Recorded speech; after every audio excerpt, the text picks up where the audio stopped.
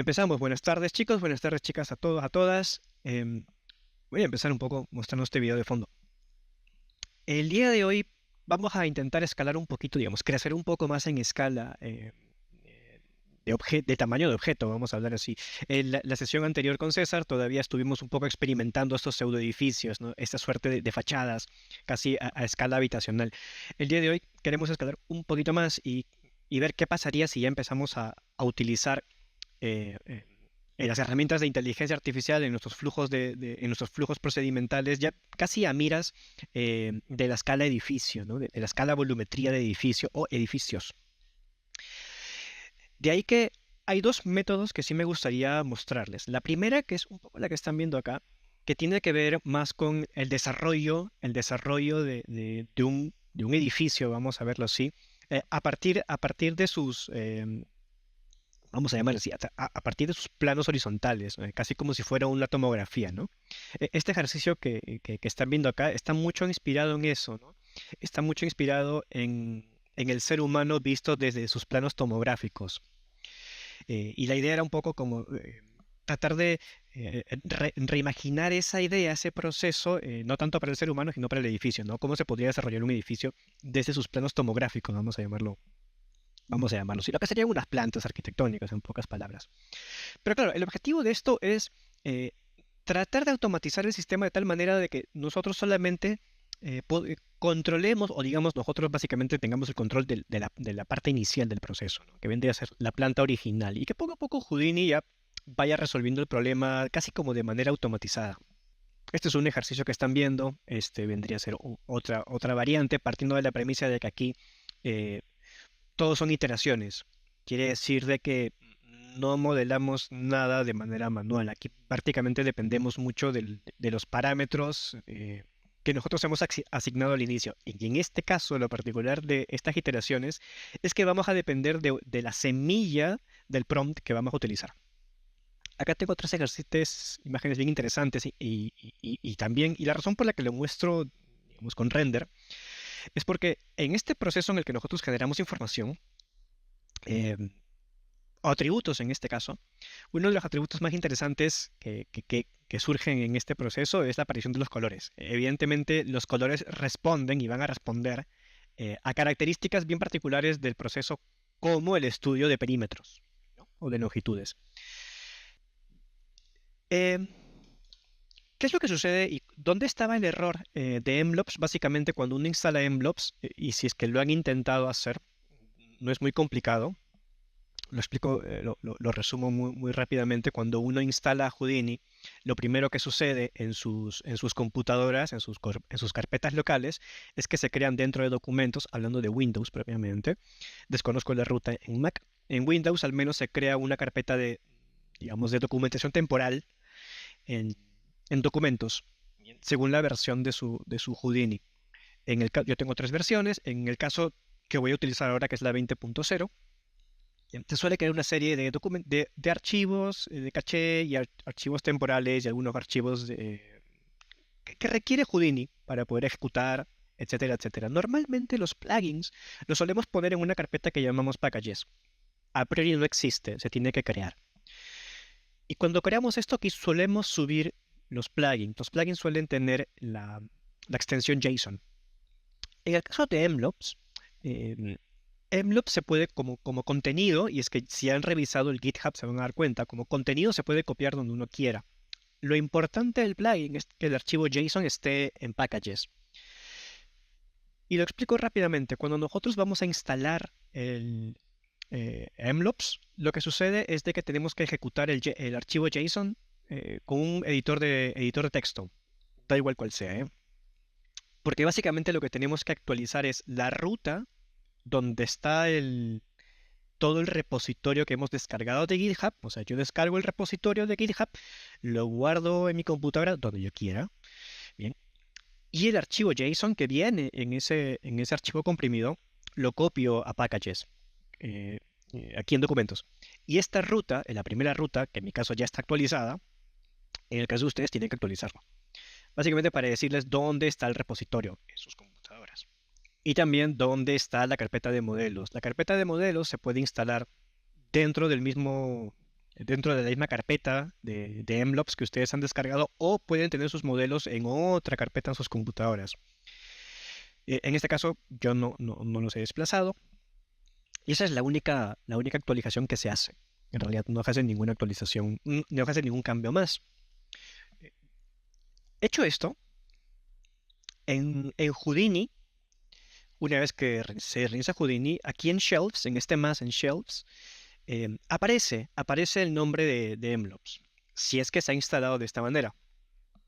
Y de hecho, esta es la manera en cómo se instalan plugins en general en Houdini. Este es el mismo método para todos. ¿Qué es lo que sucede qué es lo que está pasando con Houdini, con Mloops? Sucede que cuando hemos instalado el plugin de manera correcta, tenemos que hacer un proceso que se llama instalación de dependencias. La instalación de dependencias lo que hace es se conecta al repositorio de GitHub y empieza a descargar algunos archivos que Mloops requiere en la computadora local para poder ejecutarse. Después de eso, se descargan los modelos. Hay un único modelo que se descarga a priori, que es es la librería 1.5 de Stable Diffusion. O si ustedes tienen algún modelo que ya han descargado en sus computadoras, pueden convertirlas para que Mloops lo pueda ejecutar. De hecho, yo hice este proceso 2 veces, perdón, con 2 librerías con las que yo quería jugar, para que al final me quede con 3 librerías. Sucede que este error en GitHub no permite saltar la primera etapa, que es la instalación de dependencias. ¿Por qué? No lo sabemos del todo. Hemos revisado en el foro del desarrollador. Todavía no hay solución a esto. Parece que es una suerte de incompatibilidad con la última actualización de Houdini que pasó hace algunas semanas. Y parece que la versión de Python no es compatible con la anterior, etcétera, etcétera, etcétera. Y bueno, no se puede ejecutar.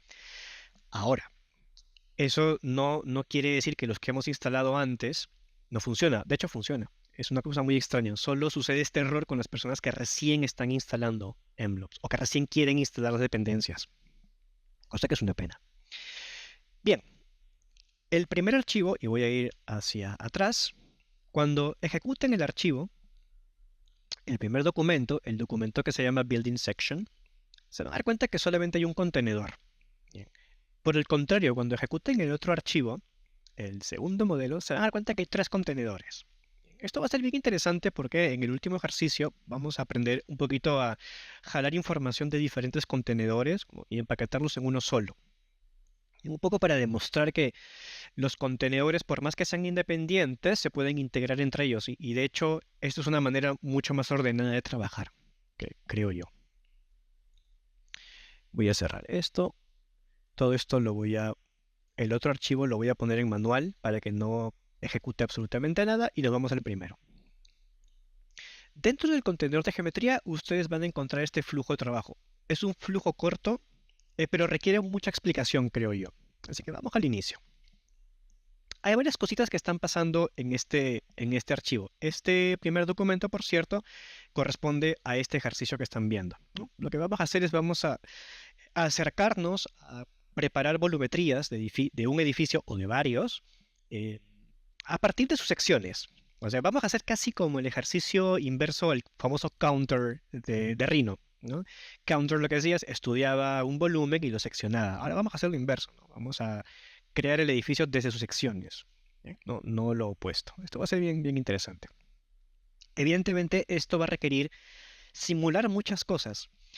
Y aquí es donde probablemente vamos a empujar a nuestras computadoras casi a su límite. Así que voy a tratar de hacer esto despacio, para no colapsar nuestras máquinas. Así que vamos por acá. El objetivo de este ejercicio trata un poco de estudiar qué es lo que sucede en un edificio a partir de su primera planta o desde su primer nivel. Eso quiere decir desarrollar un poco el primer nivel y que sea Houdini el que se encargue de desarrollar el proceso, ¿no? que se encargue o que tome las decisiones de qué es lo que sucede en el proceso. No es tanto un copiar-pegar, sino es tomar un primer nivel y que empiece a mutar, que empiece a cambiar su forma o a transformarse conforme se van creando los nuevos niveles o los nuevos planos, vamos a llamarlo así. Y digamos, es este primer nivel el que va a contener la mayor cantidad de información posible. Eh, desde el patrón específico, si es que es simples o no, si es que vamos a ponerle reglas sobre los largos o sus áreas o sus colores, no lo sé, o sus espesores, etcétera, etcétera. Toda esa información es mejor que esté en el primer nivel, cosa que cuando digamos, Houdini se encargue de automatizar los siguientes niveles, esa información no se pierda. Cosa que al final, en una última instancia, casi en una instancia visual, o sea, digamos, una vez que querramos pasar esto a Blender, por ejemplo, em, no perdamos información. Tengamos la mayor cantidad de información posible o atributos, ¿no es cierto? Acá estamos hablando de atributos. Eso es un poco la idea. Entonces vamos a enfocarnos en qué es lo que pasa en el primer nivel. Ahora sí, vamos a borrar todo esto y regresamos acá.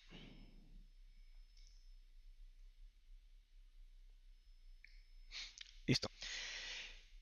Como mi planta es bidimensional, estoy empezando con una grilla, un plano. Básicamente porque lo que yo voy a estudiar es un edificio a partir de sus secciones, de sus planos. ¿Ok? Entonces, lo que sea que vaya a desarrollar tiene que estar en un plano, en una grilla.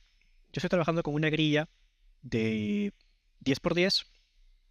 No está necesariamente muy subdividido. ¿Por qué? Porque no voy a transformar la grilla, no lo voy a deformar como hicimos la primera clase, sino que sobre ella voy a empezar a crear información. Lo primero que hice aquí es utilizar un componente que se llama scatter. Scatter lo que hace es un poco lo que su nombre dice, ¿no? Distribuyes ciertos elementos sobre otro. En este caso, scatter distribuye puntos. Aquí, lo único que hay que saber es básicamente la cantidad de puntos que yo quiero distribuir sobre en este caso, el plano, y más o menos si quiero que los puntos estén relajados o no. Mientras más relajado está un punto, más promediado está, o sea, digamos, las distancias que hay entre uno y otro más se van a acercar entre ellos, ¿no? De manera que si yo relajo los puntos, si intento relajar más los puntos, casi como se van a distanciar casi de manera equidistante. A mí, personalmente, no me gusta eso, así que, poco para hacer el proceso más interesante, no lo relajo. Listo. Acá hay un ejercicio bien interesante que podemos aprender de esta primera etapa. Para yo poder generar estos planos, vamos a llamarlo así, necesito curvas, no puntos, o sea, digamos. Para yo poder determinar una planta, un volumen o un área, necesito curvas cerradas. De manera que si tengo puntos, tengo que hallar la manera de que estos puntos se puedan unir con líneas. No, entonces imaginemos que esta imagen que están viendo acá en realidad es una sucesión de puntos que se unieron entre ellas para formar una polilínea, así que vamos a llamarlo así. Entonces tenemos que hacer algo con los puntos. Y de hecho, uno de los ejercicios más interesantes y más rápidos, más prácticos que podemos generar en Houdini es la unión de puntos a través de líneas con el componente Connect Adjacent Pieces, ¿no? Que básicamente lo que hace es busca puntos cercanos en un radio determinado. Básicamente esto se determina con este parámetro que se llama Search Radius. Si yo reduzco este radio de búsqueda, evidentemente voy a tener menos oportunidad de unir estas líneas. Y esto en un radio específico une una cantidad de puntos determinados, que en este caso es 11. Evidentemente yo puedo jugar con esto. No existe valor correcto ni valor equivocado aquí. Es tanto, va más por eh, llegar a una solución que más o menos se ajusta a lo que me gustaría tener. Estos valores van a cambiar, evidentemente, según el tamaño del objeto con el que estoy lidiando en Houdini. De ahí que no existan valor correcto. Evidentemente, esto que está aquí no se parece en nada a lo que está acá en el video. Entonces, ¿qué es lo que pasó acá? Bien, hay muchas maneras de poder llegar a este punto de partida, a estas líneas. Evidentemente, utilizar un componente de conexión de puntos es muy complicado de controlarlo. Y estoy hablando casi a nivel formal. Es bien complicado controlarlo. O sea, ya sabemos lo que nos va a dar. Una suerte de grilla triangular. Pero no es eso. ¿Qué pasa si yo quiero empezar con una grilla distinta? Y aquí es donde entra a trabajar herramientas de generación, herramientas de inteligencia artificial generativa, que justamente son los que me van a permitir resolver esta primera parte de manera más efectiva, que es crear la plantilla inicial. Plantilla que yo después voy a ir transformando en el camino. La salida más rápida en realidad es empezar a introducir información desde afuera. ¿No? Agarrar, no sé, Midjourney o Stable Diffusion en la computadora y empezar a generar patrones, ¿no? El único tema de este proceso es de que en tanto yo genero más imágenes, voy a tener que estar insertándolas manualmente Houdini uno por uno, lo que evidentemente toma mucho tiempo. De ahí que tenemos Mlobs, y en mi caso, Mlobs está funcionando correctamente. Aquí lo tenemos. Si yo pongo aquí Mlobs, acá está, vamos a poner Mlobs. Mlobs tiene toda una suerte de componentes bien interesantes. Mlobs tiene componentes de ejecución, de creación, de análisis, de transformación, de entrenamiento, etcétera, etcétera, etcétera. Si es que ya están aclimatados a Stable Diffusion, y creo que en gran medida lo están, ayer César dio una buena introducción al respecto, los componentes que ustedes han visto en el Stable Diffusion Web o en el Automatic 1111, de alguna manera se repiten acá. No todos, evidentemente, pero la gran mayoría sí. Incluso aquí a priori en Mlobs hay herramientas que ya vienen incluidas que normalmente en Stable Diffusion no, que hay que instalar después, ¿no? Herramientas como los upscalers, herramientas como ControlNet ya vienen aquí incluidas. De manera que es un poquito más fácil, gestionar Stable Diffusion en Houdini. Y por ahí algunos componentes novedosos, diría yo, de Mlobs, y que evidentemente no hay en herramientas de Stable Diffusion, es los componentes que trabajan con la cámara. Evidentemente aquí en Mlobs hay componentes que dependen de la cámara existente en Houdini. O sea que, por así decirlo, renderizar es una cosa muy interesante, porque estamos trabajando con la cámara existente de Houdini. Para no marearnos un poco con todos los componentes que hay aquí, el componente más importante y el que sacaron en el Mlobs 3.0 es el famoso pipeline. Voy a pasar un poquito a explicar qué es el pipeline, y en gran medida este componente resume muchas cosas. Este pipeline resume todos los pasos que solíamos hacer de manera manual en la versión 1.0 y en la versión 2.0. Los settings o el scheduler, el prompting positivo, el prompting negativo y los solvers, todos eran componentes independientes, ¿no? Y ahora pues se juntan en uno solo. Y de hecho no tiene sentido crear todo el proceso complejo de componentes cuando uno lo hace todo. Básicamente, y paso a explicar rápidamente el pipeline.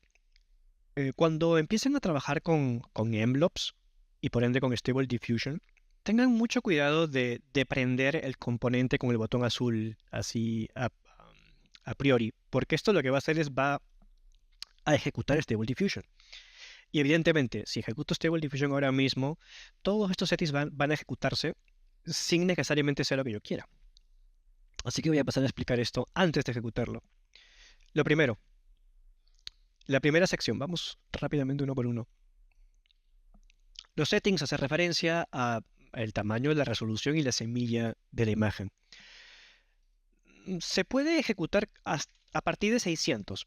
¿Por qué? Cuando ejecutamos imágenes de menos de 600, las imágenes obtenidas son muy caóticas. Es como cuando usamos Midjourney con el componente caos al máximo. No digamos, el output no es muy bueno. Hay muchos errores. Pareciera que como si el Mlobs no hubiera sido particularmente desarrollado para imágenes de baja resolución. Corre bien a partir de 600 por 600. Y de hecho, me parece que aquí o es 600 por 600, sí, lo manejo con 600 por 600. Y me parece un tamaño adecuado como para poder hacer pruebas. En el mismo settings tenemos un botón que dice Model. Todos los modelos que nosotros instalemos van a aparecer aquí. En mi caso particular, la primera vez que instalé Mlobs, descargué el modelo de Stable Diffusion, el 1.5, la librería estándar. Adicionalmente a esto, yo convertí dos modelos que ya tenía en mi computadora. Instalé el Dream Shaper y el Juggernaut XL. El XL demora un poco en correr, evidentemente. El Dream Shaper corre bastante bien, creo yo. Y poco más, porque el otro modelo es un modelo de control. No va a ejecutar. Después tenemos la sección del prompt. ¿Por qué hay dos? Bueno, evidentemente porque el primero es el prompting positivo y el segundo es el prompting negativo. Ya sabemos, César ¿no? lo explicó cuando trabajamos con Stable Diffusion, el prompting negativo es tan importante como el positivo. De hecho, en Midjourney también aparece esta lógica del prompting negativo a través del parámetro guión no, por ejemplo, ¿no? En cambio acá tenemos que ser bien específicos. Bien específicos. El primero es positivo, el segundo es negativo. El scheduler hace referencia a cuál es el algoritmo que va a ejecutar la orden. Si ustedes maximizan este scheduler, se van a dar cuenta que acá están todos los tipos de algoritmos que ejecutan la orden. En el caso de MLOps aparece uno nuevo, que es el UniPC. En todo caso, el UniPC funciona muy bien en MLOps, que no significa que no pueden probar los demás. O sea, los que ya tienen conocimiento de Stable Diffusion saben que ciertos algoritmos de aquí funcionan mejor con ciertos modelos entrenados. No todos funcionan igual. Algunos hasta botan errores. En el caso de MLOps, el UniPC funciona muy bien. Muy bien. Entonces, no lo voy a modificar. Tiling hace referencia a lo que su nombre dice. Nos da la ventaja de tener una imagen seamless o no. Bien. Por lo demás, los steps hace referencia a cuántas veces el scheduler va a empezar a ejecutar la imagen. Mientras más alto sea esta imagen, en teoría, este valor en teoría, menos ruido va a tener la imagen, o sea, más veces va a quitarle el ruido a la imagen. Sin embargo, y esto ya depende mucho de cada modelo, los modelos han sido entrenados con diferente cantidad de steps. Por ejemplo, los modelos XL funcionan muy bien con pocos steps. Ese es el objetivo de los XL. Pero hay otros modelos que funcionan muy bien en 60, en 40, en 50. Eso depende mucho del modelo. Aquí vamos a trabajar con aproximadamente 50, 40. No necesitamos más. El CFG básicamente lo que hace es guía la imagen si es más o menos caótica. Cuando estos números son muy altos o son extremadamente bajos, la imagen se vuelve más caótica. Más difícil de controlar, se aleja mucho del prompt. Lo normal es dejarlo en 7.5, que está muy bueno. Y el Image Guidance básicamente hace referencia a cuánto el output se va a parecer mucho a una imagen de referencia que nosotros le entregamos al MLOps. Curioso, y aquí hago el primer matiz. El Image Guidance en MLOps 3.0 es uno de los parámetros que no se ha podido resolver hasta el día de hoy. ¿Por qué? No lo sé. MLOps 3.0 no ejecuta Guiding Images. No sé por qué. MLOps 2.0, esto es MLOps en Houdini 19.5, sí. Y de hecho ahí sí lo he utilizado bastante. Así que aquí no lo voy a utilizar lamentablemente. Da igual que yo cargue aquí una imagen de referencia y lo active, no lo va a querer ejecutar. No va a entender lo que le estoy dando. El solver básicamente lo que hace es ejecuta Stable Diffusion y si queremos utilizar LoRa's, podemos utilizar LoRa's. LoRa's básicamente lo que hace pequeños ajustes a un modelo, ¿no? Es casi como una versión muy comprimida de un modelo entrenado. Esos son los LoRa's, ¿no? Los LoRa's dependen de otro modelo para que lo modifiquen puntualmente, modifiquen un poco sus tokens, ¿no? y haga como un pequeño entrenamiento para obtener una imagen más cercana a lo que yo quiero. No voy a utilizar LoRa's tampoco. Eso básicamente es todo lo que se tiene que saber de MLOps como generador de imagen. Y eso es justamente lo que estoy utilizando aquí. Esto lo voy a borrar. Por cierto, yo puedo tener muchos MLOps corriendo de manera paralela en Houdini. Evidentemente no sugiero hacer eso, porque ejecutar muchos MLOps a la vez consume muchos recursos de la computadora, pero es posible. Yo puedo tener muchos entornos dentro de Houdini en el que yo pueda estar corriendo MLOps a la vez. Es posible. Lo que están viendo acá, y voy a compartirlo Esto lo voy a compartir en el chat. Estos son un poco el prompt con el que voy a trabajar ahora. El primero que les he compartido es el positivo, el segundo que les he compartido es el negativo. Voy a ver si puedo maximizar esto con Alt-E. Aquí, a ver, no existe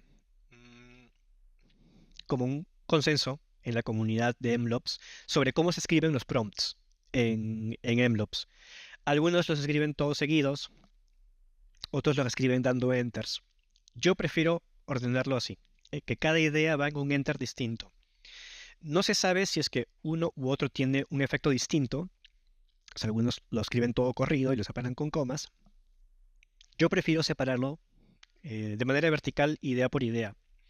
Si se preguntan qué significan los paréntesis en Stable Diffusion representan los pesos. Mayor paréntesis, más peso. ¿Cuánto vale cada paréntesis? No les sabría decir. Pero yo suelo matizar entre 2, 3, como para hacerlo un poco más importante. Normalmente se usa así. Dependiendo del tipo de Stable Diffusion que se tenga, algunos también se manejan con doble punto. En el caso de MLOps son paréntesis. Esto lo voy a ejecutar. Ahora sí. Lo voy a prender. Voy a apretar F.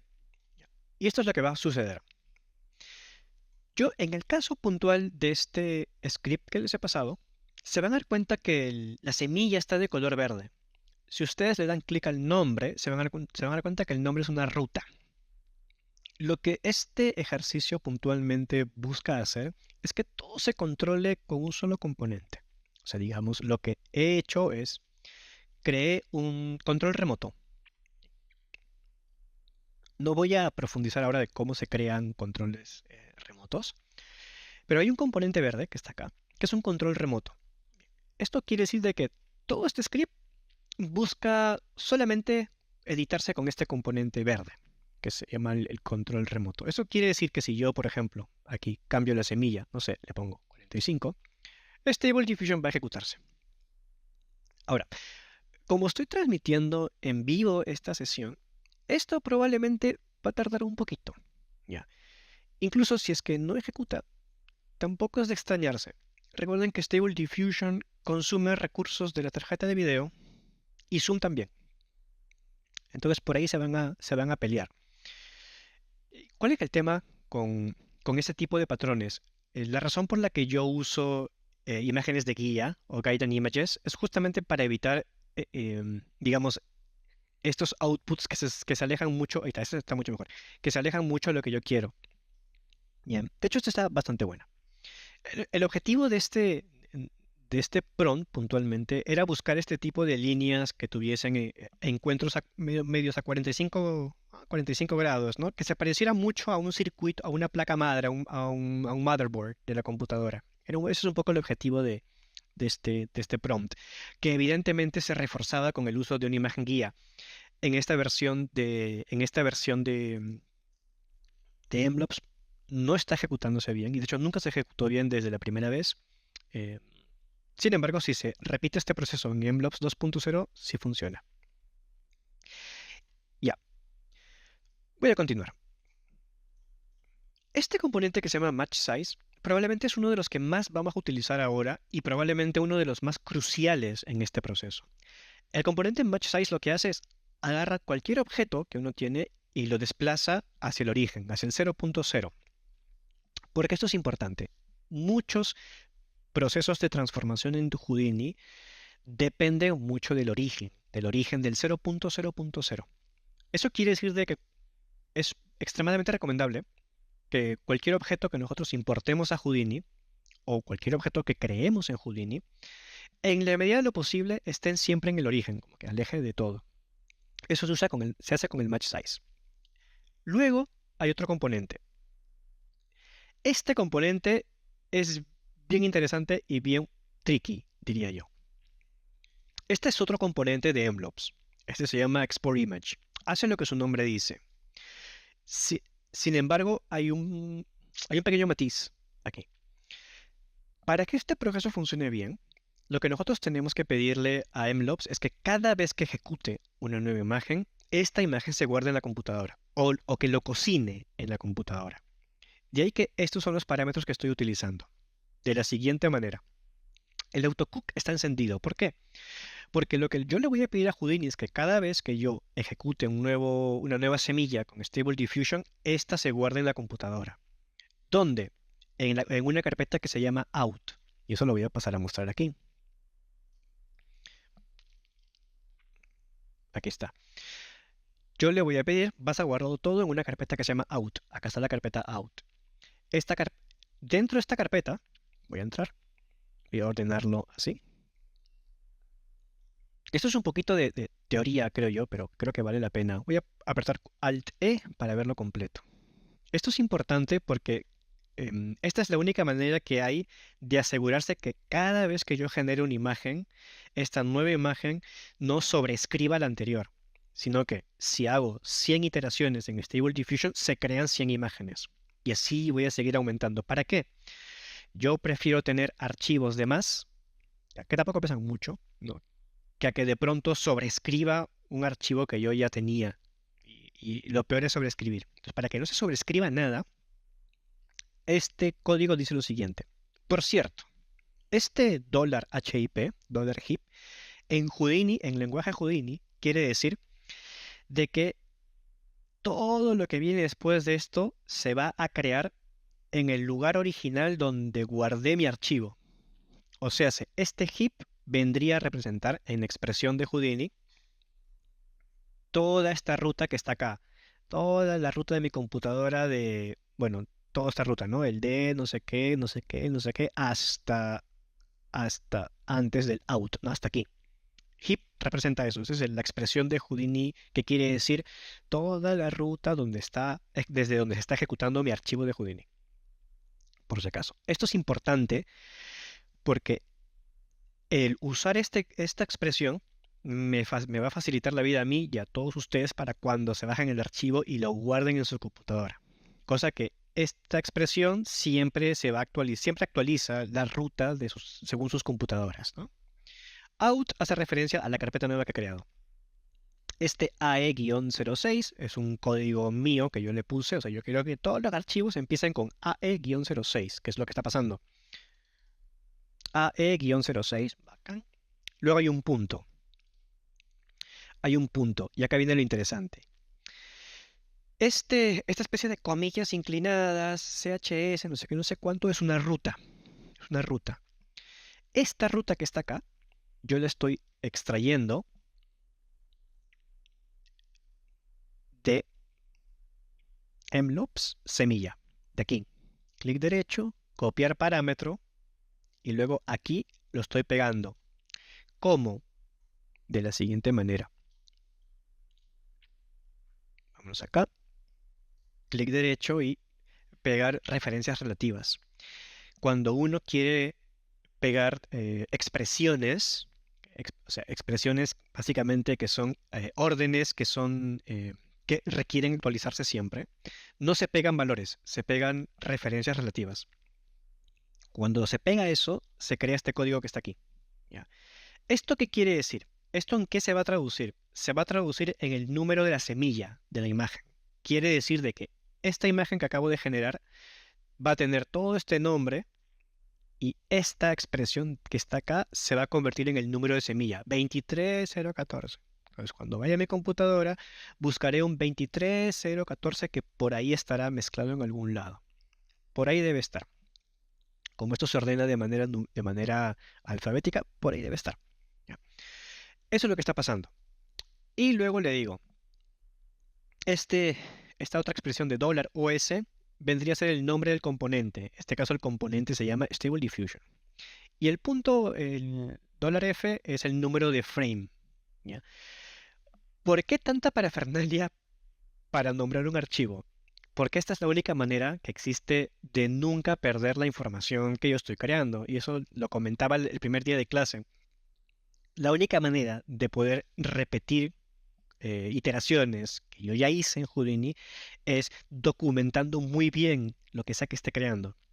Si no, no va a haber manera de que yo regrese a alguna iteración que me gustó, que funcionó muy bien, qué sé yo. Ya. Por eso tenía que explicar esto. Ah, y bueno, y finalmente la extensión, ¿no? .png. Esa es la manera, creo yo, correcta de poder nombrar un archivo.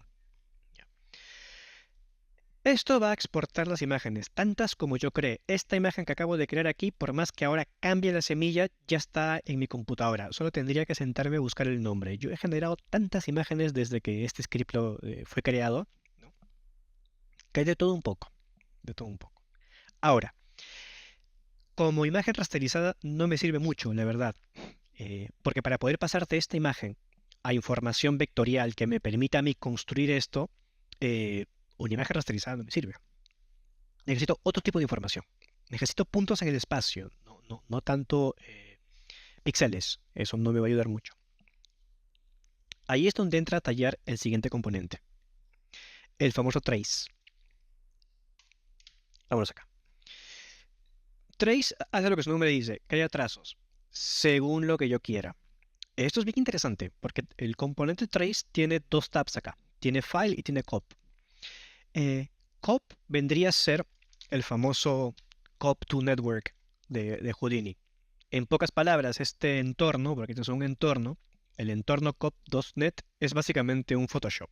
Entonces, todos los componentes que están dentro del cop son componentes de edición de imágenes, de edición de imágenes rasterizadas. Es como un Photoshop. Es bastante interesante, pero tampoco me va a servir. Entonces no voy a importar nada del cop, voy a importarlo desde un archivo. Este archivo que está acá puede estar en mi computadora o puede estar dentro de Houdini también. Entonces lo que yo hice fue agarrar este componente y soltarlo encima de acá. Ya, pero lo voy a dejar así, más fácil. Esta ruta que está acá hace referencia a este componente que está aquí, básicamente. Ah, perdón, a algo que está dentro de este componente. Perdón, me equivoqué. A esta ruta, al path.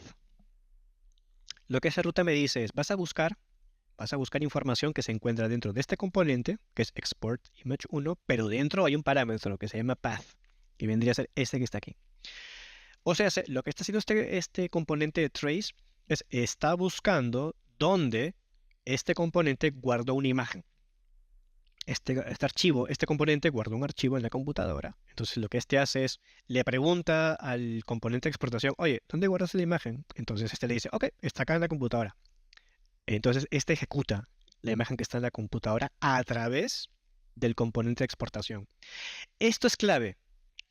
Esta es la única manera que yo tengo de poder ejecutar archivos desde mi computadora sin que se pierda la ruta correcta, sin que yo pierda la semilla correcta.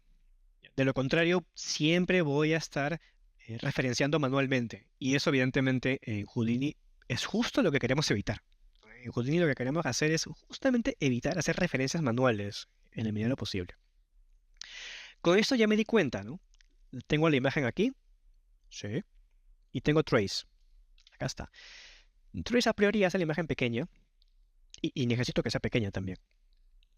Pero todavía no me sirve porque tengo planos y tengo curvas. ¿Ya? De hecho, en Trace existen filtros. Estos filtros crean bordes, resamplean curvas, pero no lo hace tan bien. Yo necesito convertir estos planos en líneas vectoriales. Para eso usé Carve. Carve justamente se encarga de eso, de estudiar todos los planos que pueden existir o superficies que existen en un modelo y solamente extrae las siluetas, ¿no? Es como el componente silueta de Rhino. La ventaja de este componente es que me permite a mí, me da a mí la posibilidad de trabajar con curvas abiertas o cerradas. Y eso va a ser un problema aquí también, que lo voy a explicar más tarde. Por un tema de practicidad hice la imagen un poco más grande. Este componente no es necesario utilizarlo, pero decidí hacerlo un poco más grande. Luego tengo el componente Fuse. Componente Fuse es casi como un join de Rhino. Fuse lo que trata de hacer es, en base a unas tolerancias, o sea, acá tengo una tolerancia 0.001. Esto básicamente está diciendo, oye Houdini, si encuentras dos puntos que están cerca de sí, al menos 0.001, fusiónalos. Con esto me aseguro de que si hay alguna curva que se está superponiendo, dos puntos que se están superponiendo y no que están uniendo, pues se unen. Por cierto, en Houdini también existe join. Este join es como el de Rhino. La ventaja de Fuse es que se asegura que si hay dos puntitos que están ligeramente separados, los fusiona. Entonces es como un join con esteroides. Por eso yo prefiero utilizar join. Ahora, acá surge un pequeño detalle. Bueno, un pequeño gran detalle. Y regreso a la imagen. Este ejercicio, digamos, como premisa, busca identificar elementos cerrados. Digamos, porque para yo poder empezar a componer volúmenes, me conviene que sus matrices originales sean elementos cerrados. Y el gran problema de este ejercicio que acabamos de generar en Mblobs es de que me da curvas abiertas y curvas cerradas. Eso quiere decir de que tengo que separarlas. Tengo que trabajar por un lado con las abiertas, por otro lado con las cerradas. Y curiosamente, ese componente no existe en Houdini. ¿Por qué? No lo sé. No existe un componente que me ayude a evaluar abiertas y cerradas. Y si no existe, lo vamos a crear. Para eso, estoy utilizando este Attribute Wrangle. El Attribute Wrangle básicamente es un componente de programación. Hay que programar un poquito. Y lo que yo voy a hacer es voy a utilizar el Attribute Wrangle a nivel de puntos. ¿Por qué? Porque lo que voy a hacer, y para esto voy a aprender este puntito de Display Points, lo que yo voy a hacer a continuación es voy a analizar cada uno de los puntos para poder identificar cuántos vecinos tiene. ¿Por qué? Voy a dibujar acá. Algo bien interesante que tiene Houdini es que nos ayuda a pensar órdenes simples desde sus pasos más lógicos. Suponiendo que tengo esta curva así, bien, y voy a dibujar una suerte de círculo, que tiene 4 puntos. Este es punto 1, punto 2, 3, 4, 1, 2, 2, 3. Ya está. Ah, por cierto, este es 2. ¿Cuál es la diferencia entre una curva abierta y cerrada? Eh, eh, es que, por ejemplo, las curvas cerradas tienen la particularidad de que todos los puntos siempre van a tener dos vecinos. Ese es lo interesante en las curvas cerradas. O sea, yo analizo el punto 1 y tiene dos vecinos, claro. El punto 2 también tiene dos vecinos. El 3 también tiene dos vecinos y así sucesivamente. Todas las curvas cerradas cumplen ese requisito. Todos sus puntos tienen dos vecinos. Las curvas abiertas no. En las curvas abiertas siempre hay un punto que tiene un solo vecino. En este caso el 0 tiene un solo vecino y el 3 tiene un solo vecino. O sea, si yo creo una regla que diga, Houdini, si es que analizando todos los puntos encuentras alguno que solo tiene un vecino, ponlo en un grupo. Si encuentras puntos que tienen dos vecinos, ponlos en otro grupo. Sin embargo, lo vas a hacer de la siguiente manera. No vas a agarrar puntos hacia el azar. Primero vas a buscar curvas, ¿ya? Y vas a analizar esa curva y de esa curva me vas a decir si es que alguno de sus puntos tiene menos de dos vecinos. Si en esta curva algún punto tiene un vecino, toda la curva se va a un grupo. Y así. Este proceso se va a repetir en todas. Eso, en pocas palabras, es lo que hace el componente de búsqueda de curvas abiertas o cerradas. Y eso es justamente lo que estoy diciéndole acá. Cuando ustedes vean este código, que se dan cuenta que es un condicional, y esto es un condicional que se escribe muy parecido a C#, no es nada de otro mundo. Cuando ustedes vean este color celeste, celeste es el nombre del componente. O sea, si ustedes ponen el cursor encima y ponen F1, les va a mandar a la librería. Ya. Y aquí básicamente les dice cómo funciona el componente. Así es un poco como yo estoy aprendiendo VEX. Y digo, estoy aprendiendo porque... ¿Por qué estoy aprendiendo? Acá evidentemente hay que tener mucha paciencia para entender cómo funcionan los componentes a nivel de VEX. Este componente que se llama neighbor count, acá dice, ¿no? Retorna la cantidad de puntos, ¿no?, que están conectadas a un punto específico. O sea, en pocas palabras, determina si un punto tiene uno o dos vecinos. O lo que yo quiera, en realidad, lo que yo le diga. Este componente básicamente requiere dos parámetros. Un parámetro geométrico y un parámetro numérico. Entonces, básicamente, la geometría vendría a ser el primer input. Como los inputs acá empiezan a contar, como todo se cuenta desde cero, quiere decir de que mi geometría va a ser cero, porque es la primera entrada. Ptnum es el número de punto, va a analizar el número de punto. Y luego yo le voy a decir que cuando de esta geometría analice un punto específico, aquí va a empezar a analizar desde el punto 0, punto 1, 2, 3. O sea, este ptnum quiere decir, vas a analizar punto por punto. Y luego le estoy diciendo, si esta regla es menor que 2, claro, porque si es menor que 2, la curva es abierta. Vas a hacer lo siguiente, y es justo lo que está dentro de la condicional. Vas a crear grupos. Vamos a crear acá F1. El componente setPrimGroup va a crear grupos. Grupos de primitivos. ¿Ya? Porque yo estoy trabajando ahora a nivel de curvas. Estoy analizando puntos, pero voy a trabajar con primitivos, que son las curvas. Lo que vas a hacer es, vas a crear grupos. 0 es la geometría que va a crear. El segundo vendría a ser el nombre del grupo que quiero crear. Acá puedo poner el nombre que yo quiera. Y luego los va a numerar nuevamente por orden de primitivos. O sea, según el número de curva que he encontrado, pues los va a volver a ordenar. Y básicamente este 1 hace referencia a un booleano, si es verdadero o falso, ¿no? Y eso lo sé, pone acá, dice. No, si el valor está en 1, si el valor es 1, agarra la información y lo pone en el grupo. Si el valor es 0, pues lo saca del grupo, ¿no? Básicamente es un booleano. ¿Eso qué quiere decir? Que en resumen, lo que estoy haciendo aquí es analizando, identificando y creando grupos. Nada más. De ahí que cuando yo analizo la información del Wrangle, mi cantidad de puntos no ha cambiado, lo que se está haciendo es se está creando un grupo. Aquí está. En este grupo hay identificado 130 piezas. ¿Eso cómo lo llamo? ¿Cómo lo ejecuto? Ojo que aquí solamente estoy creando información de grupos, nada más. No estoy modificando la geometría como tal, solamente estoy agrupando. El siguiente componente que está acá es un componente que simplemente crea normales. Mis puntos previamente no tenían normales, eran puntos comunes y corrientes.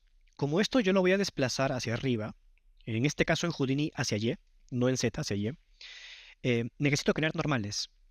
Este componente lo que está diciendo es, vamos a agarrar el atributo de normales, que es un vector, por cierto, y vas a crear lo siguiente. Vas a crear un vector que sea 0, 0,1, 0, o sea, va a apuntar hacia arriba. Eso es todo lo que le estoy diciendo. Y luego viene lo interesante. Vamos a separar aquí los grupos que estaban abiertos con los que estaban cerrados. Para eso, el componente split tiene un parámetro que se llama grupo. Y aquí está el grupo que ya había creado. El grupo isOpen, que ya lo había creado aquí, en el Wrangle de evaluación. Este es el nombre. Si le cambio este nombre, evidentemente en el split voy a tener que buscar ese nombre actualizado. Ahí está. Lo que estoy haciendo aquí es he separado los grupos abiertos de cerrados con el split. Eso quiere decir que acá pongo un switch para juntar todo lo que he hecho. Estos son los abiertos, estos son los cerrados. Ahí está. Yo decido con qué quiero trabajar. En este caso me conviene trabajar con las piezas cerradas. Claro está. Igual, a ver, hay piezas cerradas que son muy chiquitas, ¿no? Que ya después voy a tener que eliminar. Lo interesante de este proceso es de que yo puedo regresar a Stable Diffusion y cambiar de iteración. Suponiendo que quiero cambiar de iteración, me parece súper bacán. Si yo lo cambio hacia Prioria, me voy al control remoto y cambio la semilla, probablemente mi Stable Diffusion va a dejar de correr. ¿Por qué? No lo sé. Pero hay una solución para que siga corriendo. Es una cosa bien extraña que identifiqué en MLOps. Si yo estando en un proceso avanzado quiero ejecutar nuevamente una iteración, tengo que mantener el componente de exportación activa. Esa es la única manera que Houdini tiene para entender que todavía estoy recurriendo a Stable Diffusion. Pareciera que esto no es una manera natural de Houdini de iterar, entonces todavía tengo que mantener esto activo, pero claro, si yo activo este componente, que dicho sea de paso, ahora que está corriendo Stable Diffusion, si yo mantengo activo este componente, entonces, ¿cómo voy a mantener activo mi componente que está más adelante, no? La pregunta de oro. Fácil. Me voy al switch. Ah, por cierto, ahí está. Todo funciona, me voy al switch y miren lo que voy a hacer. En vez de activarlo con el azul, lo voy a activar con el template. Template acá y el trace también, template, con shift, ahí está. Estos dos componentes ahora están activos, porque los que estoy superponiendo. Ahora sí, solo sí, si hago esto, ahora sí, con mi control remoto ya puedo cambiar de semilla. No sé por qué pasa esto con el MLOps, honestamente, pero parece que hay una manera bien particular. Parece que esto no sé por qué no he ejecutado, vamos a ver. Yo veo que se ha ejecutado. Ah, sí se ejecutó, ahí está. Eso es una manera muy extraña que tiene Houdini de entender envelopes. No sé por qué pasa esto, pero voy a probar una iteración más. Necesito tener una imagen que no sea tan densa. Ahí está, esta está buena. Ah, esta está perfecta. Esto. En tanto yo quiera seguir utilizando, en caso yo quiera seguir iterando con envelopes, este componente de trazo y el componente de exportación de imágenes tienen que estar activas con el template. Si no, Houdini no va a querer iterar. Ojalá esto algún día lo resuelvan. Eh, por cierto, esto nunca lo han reportado ahora que lo pienso. Pero bueno, listo. Ahora sí, discúlpenme que van a ver la grilla gris, pero es que como tengo un template activo, esta grilla va a estar ahí. ¿Ya? Pero bueno, por ahora es lo que tiene. Ahora acá viene lo interesante. Esta imagen que está aquí es justamente el plano número 1, que es el que acabo de obtener. A partir de aquí, yo ya voy a dejar que Houdini automatice el resto. Y la manera en cómo lo voy a hacer acá es utilizando un solver. Este solver es bien interesante, porque lo que voy a hacer con este solver es voy a eh, deformar, mutar las curvas en un frame distinto. O sea, cada frame se va a transformar un poquito más, se va a deformar un poquito más. Necesito hacer esto porque si yo intento deformar esto con una montaña o con un attribute bob, como lo vimos la primera sesión, tanto la montaña como el attribute bob solamente funciona o sea, solamente te permite estudiar una transformación a la vez. No te permite estudiar series, sino una a la vez. Para eso yo requiero un solver. El solver es casi como si fuera un loop, ¿no? Pero como tal no es, no creo que se considere loop, pero básicamente lo que hace el solver es ejecuta una orden muchas veces, y depende del paso anterior, ¿no? Entonces, dentro del el solver es un componente vacío, por cierto. Si ustedes ponen solver, hay un montón de solvers en Houdini. Si ustedes ponen un solver común y corriente, dentro no va a haber nada. ¿Ya? Pues porque dentro yo tengo que crearle la orden que se va a ir repitiendo tantas veces como frames necesite. ¿Ya? El solver, por cierto, depende de los frames. Entonces, yo aquí voy a entrar al solver y esto es lo que estoy haciendo. El solver lo que está haciendo es está estudiando el frame previo para transformarlo con un bob. Ahora sí, este bob lo que está haciendo es que está aplicando un ruido curvo, ¿no? Y cada frame nuevo va a deformar un poquito más el anterior. Y así, de poco en poco. Esto siempre se hace de poco en poco. O sea, en el primer frame no necesariamente voy a ver la transformación. O sea, en el primer frame, con las justas, voy a ver cómo se transforma. Además, ahorita creo que ni siquiera que está transformando. Ahí está, ahora sí, ¿no? Con las justas veo cómo se transforma. Casi nada. Pero como yo quiero que se curve, el objetivo es que se curve, porque por algo estoy utilizando este ruido que se llama curl. Lo voy a resamplear. Resamplear me permite a mí aumentar puntos, quitar puntos. Es como el rebuild de Rhino. Es como el rebuild. Es exactamente lo mismo. Después de haberle hecho después de haberle hecho un resampleado, lo voy a suavizar un poco, ¿no? Para que mantenga su calidad de curva. Ya que viene lo interesante. En el input 2 del solver hay una geometría que que está entrando, que vendría a ser la grilla. ¿Por qué? Porque lo que yo quiero es que toda esta simulación que está sucediendo suceda en el plano original, que no se salga del plano original. Porque ese plano original es un poco el que me delimita mi área de trabajo. Por eso necesito que se proyecte en ese plano. Puede ser un plano, puede ser un volumen. De hecho, hay uno de los archivos que pasé la primera clase que tiene un ejercicio muy similar a este, por no decir igual, pero en un volumen. Lo proyecto. Con esto me aseguro de que nunca salga del plano. Y listo. ¿Qué es lo que va a pasar de aquí en adelante? Ya estando fuera del solver. Que cada frame va a transformar al anterior. ¿Ok? Los parámetros de transformación dependen de los valores del ruido. ¿Qué ruido? El ruido que está dentro del attribute bob. No sé si saqué los parámetros. Ah, sí los saqué, acá están. La intensidad de transformación, todo este proceso de transformación depende de estos valores. O sea, si ustedes quieren probar otro tipo de transformación, basta con modificar estos valores, jugar un poco con los valores. Pero a ver, hemos logrado algo. Hemos logrado tener el plan original, vamos a llamarlo así, la plantilla original, Esta plantilla original se está deformando, ¿no?, frame por frame.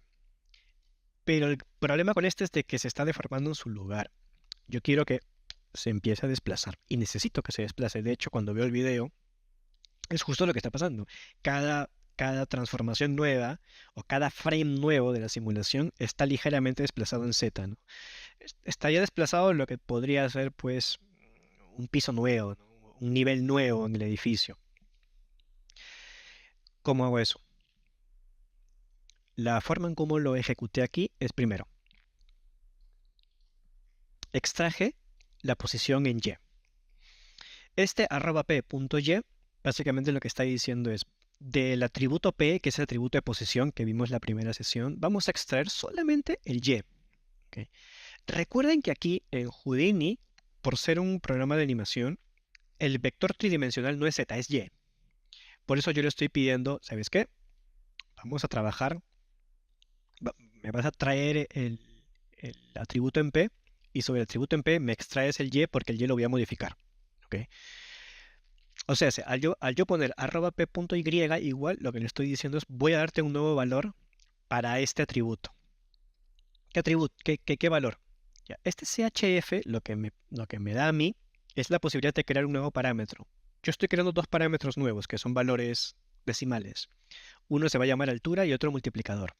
O sea, básicamente con esta multiplicación lo que le estoy diciendo, te vas a desplazar hacia arriba una altura determinada, pero para tener mayor control de esta altura que se mueve en Y, lo voy a multiplicar por un valor chiquito, ¿no? Para que tampoco se vaya tan lejos. Básicamente estoy controlando un valor grande, vamos a llamarle así, porque este valor grande va a depender de los frames. Pero para que no se vaya muy lejos, lo voy a multiplicar por un valor chiquito, ¿no?, para que sea controlable esta altura. Por eso estoy haciendo una multiplicación. ¿Qué es lo que va a pasar a partir de este momento? Cada frame se va a desplazar hacia arriba. Se desplaza hacia arriba, cada uno. Cosa que si me voy al 30, pues probablemente va a estar acá arriba. O sea, la iteración 32 se va a desplazar hacia arriba 32 unidades, pero se va a multiplicar por 25, ¿no?, para que suba solamente un cuarto. Esto es un tema de orden nada más. O sea, este multiplicador no es necesario. Yo lo puse por un tema de orden, porque no quiero que se vaya muy lejos. Básicamente por eso. Si esto lo dejo en 1, que es como normalmente está, evidentemente va a estar demasiado lejos. No es el objetivo. Por eso lo multipliqué por un cuarto. Habiendo resuelto ese desplazamiento, que ya más o menos estoy viendo la serie transformándose, vamos a eliminar los elementos más pequeños, estas manchitas que no me sirven. Para eso traigo al Delete Small Parts.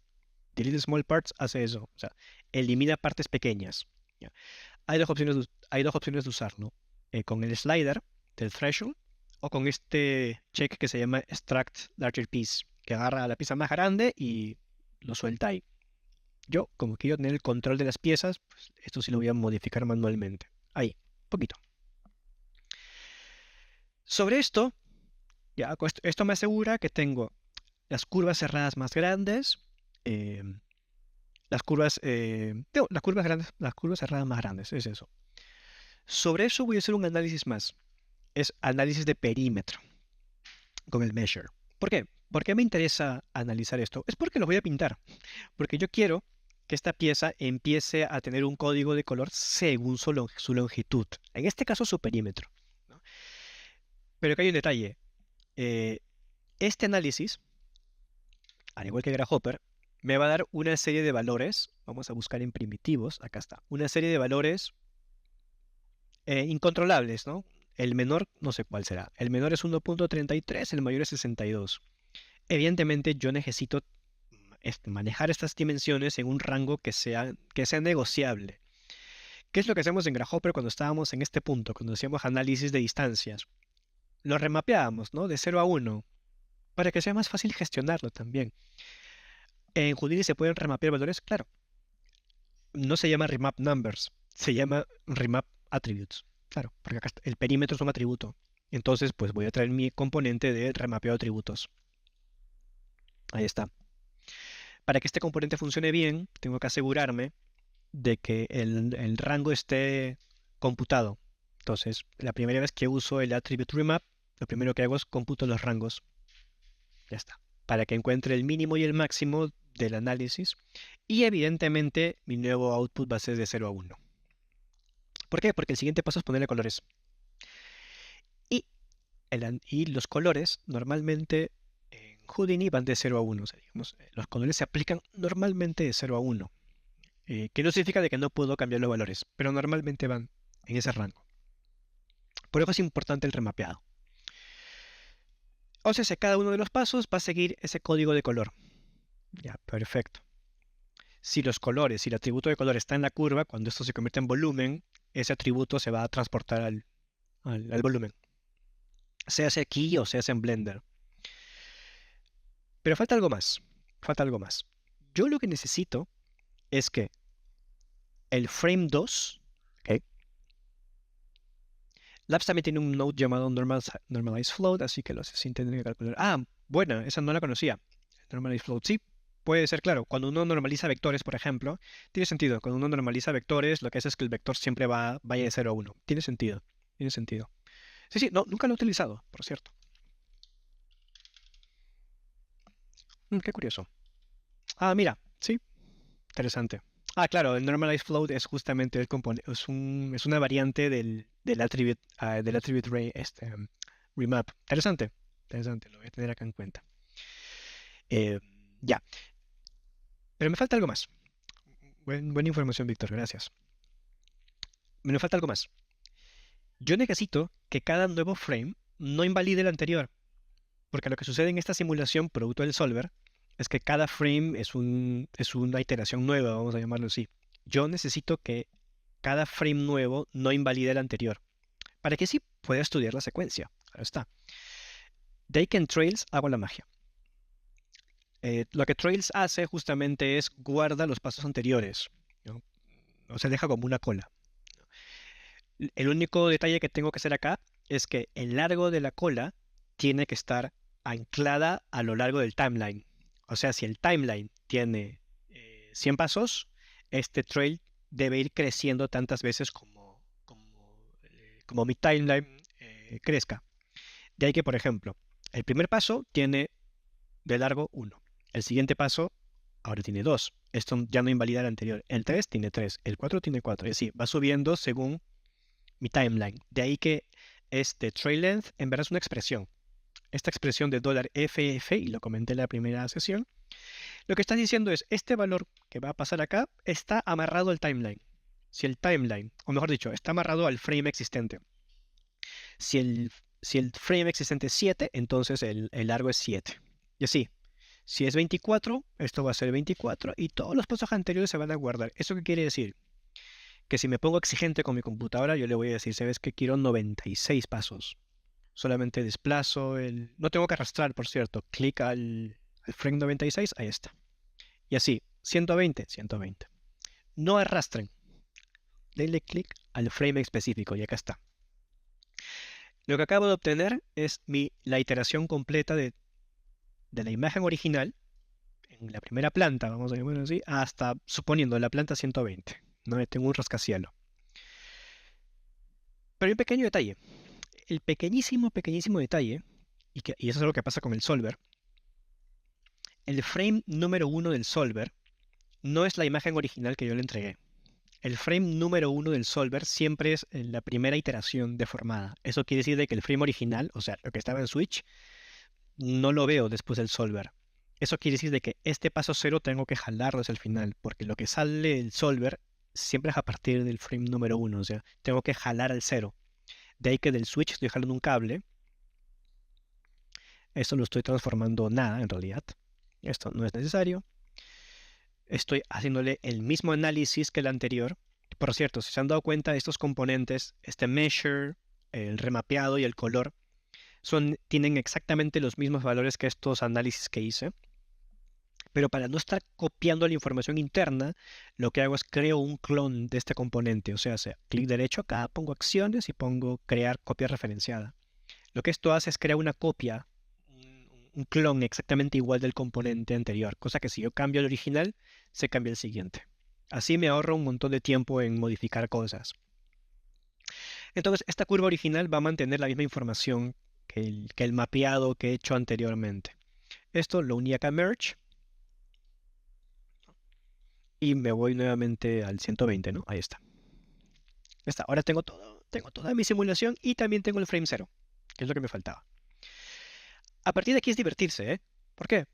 Porque, a ver, yo no quiero, no quiero que mi torre sea pues una extrusión que parezca una extrusión simple, pues le doy un taper, cosa que le doy una pequeña curva en la base. Ya, pero todavía son curvas, ¿no? ¿Cómo lo convierto en volumen? Y de hecho, en el video original todavía siguen siendo curvas, ¿no? Todo bonito con la animación, pero necesito que sea volumen. Entonces lo que vamos a hacer es, vamos a analizar cada curva y le vamos a extruir hacia abajo tantas veces como esta curva se haya desplazado en Y. O sea, si esta curva se desplazó, no sé, 20 centímetros, que se extruya a 20 centímetros.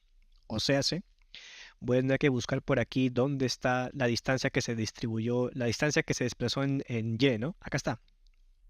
Esa es la distancia que se desplazó en Y, 0,25. Entonces, cuando yo lo extruya, después voy a tener que extruirlo 0,25. O sea, lo voy a anclar al attribute triangle, mejor. ¿Qué es lo que voy a hacer? Como yo voy a analizar curva por curva, o sea, grupo por grupo, ya estoy hablando de un loop, y eso lo vieron con César ayer. Vamos a utilizar un componente que se llama for each connected piece. Este. El for each connected piece lo que hace es, cada grupo de curva, o en este caso cada paso, lo agrupa en un solo elemento y corre una acción en ese grupo. O sea, si yo tengo 120 pisos, este componente, for each connected piece, va a querer 120 grupos. Y sobre uno por uno va a correr la siguiente información. ¿Qué información? La información es la siguiente. El primer paso es, vas a crear normales en Y. Este es el primer paso. No sé por qué no puedo verlos. Ah, porque están... Voy a ver si los puedo desensamblar. Hice un ensamblado innecesario, me parece. Ah, no, no es necesario. Claro, lo que está ensamblando acá. No importa. Lo que está haciendo este componente es está creando normales hacia arriba. ¿Para qué? Para que luego lo pueda extruir hacia arriba. Ya, ahí está. Para que lo pueda extruir hacia arriba. ¿Cuánto? 0,25, que es la distancia que originalmente extruí. ¿No? Que originalmente extruí. Como son planos, le voy a dar un primer espesor, casi como para que actúen como muros, ¿no? Utilicé Thicken, que es más fácil. Y si ven esta suerte de colores, ¿no? Medios negros y azules, se entiende, es por un tema de normales en general, hay que corregirlos con el componente normal. Ya está. Eso lo limpia. Y este proceso, si está dentro del loop, lo que va a hacer es, este último bloque, lo que hace es repite todo en todos los pisos, vamos a llamarlo así. Entonces aquí tengo que esperar. Acá abajo me dice, ¿no? Está pasando tantas veces, son 265 órdenes que tiene que dar, pues es la que está dando uno por uno. Espero, ahí está. Y listo, lo logró. Se acaba de repetir este proceso en todos los lados. A nivel de detalle son como si fueran muros, ¿no? ¿Por qué no se superponen? Porque se están desplazando en Y la misma distancia que originalmente la simulación los desplazó, ¿no? Por lo tanto no se superponen. Por eso calzan perfecto. Por eso parece como un loft. ¿Qué sucede si yo quiero cambiar de iteración? Si a estas alturas yo quiero cambiar de iteración, voy a poder cambiar de iteración probablemente hasta el solver. El tema con el solver es que necesita siempre ejecutarse desde cero. Entonces, si yo quiero cambiar de iteración, voy a tener que regresar al solver, agarrar mi control, ponerle otro valor, esperar un rato que Stable Diffusion quiera ejecutar. Ahí está. Acá hay otra iteración. No necesariamente va a funcionar bien, pero bueno, podemos intentarlo. Me iré probablemente al delete small parts porque tengo demasiadas. Aumentaría un poquito, bajaré un poquito esto. Está bueno ahí. Me voy un poco más adelante, quizá al merge. Y aquí con paciencia voy desplazando el timeline, quizá 48, a ver qué tal funciona. Esperaré un rato. Nada mal, vámonos hasta el 96.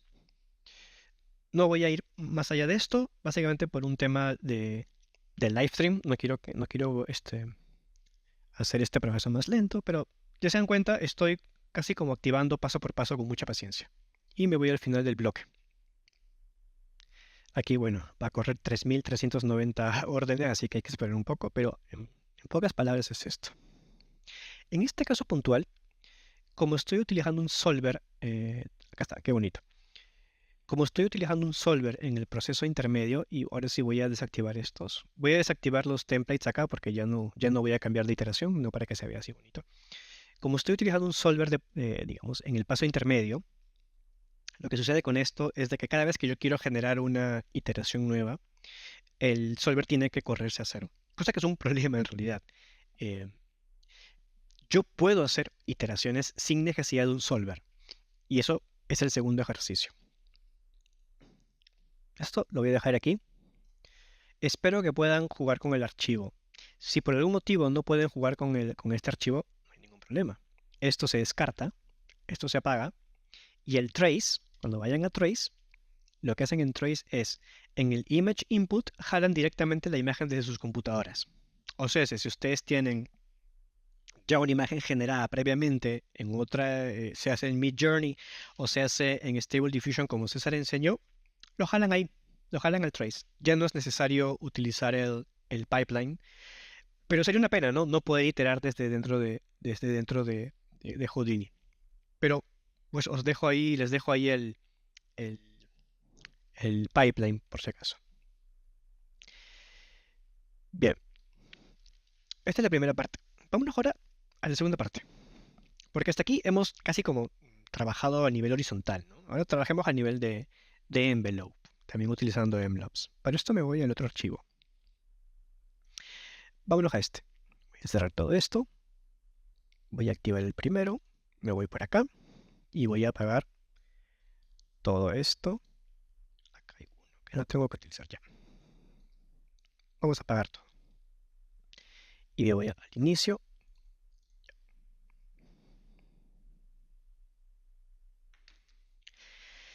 ¿Qué es lo que vamos a hacer acá? En este archivo, en este segundo archivo, y voy a tratar de ser un poquito más concreto aquí, hay tres procesos. Tengo mi proceso de creación de patrones, tengo mi proceso de generación de la base, donde va a estar mi patrón. Voy a cancelar esto, espero que no se cuelgue. Y finalmente tengo mi último paso de tridimensionalización del patrón.